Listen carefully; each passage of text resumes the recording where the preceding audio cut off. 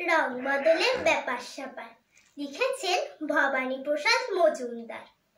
দিল্লি থেকে বিল্লি এলেন দুধের মতন সাদা। কলকাতার এক কালো বেড়াল বলল তাকে, দাদা আসুন বসুন, কেমন আছেন, বাড়ির খবর ভালো? সাদা বিড়াল বললে, তোমার রংটা কেন কালো? কালো বিড়াল বললে, শুনুন, রাখুন আগে বেটি। আমি যখন জন্মেছিলাম চলছিল লোডশেডিং।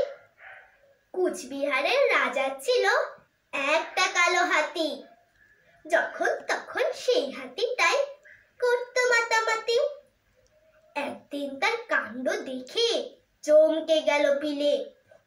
5টা কাপড় কাঁচা সাবান ফেললো হাতে গিলে। পরের দিন কি ঘটলো ব্যাপার বলছি শোনো দাদা।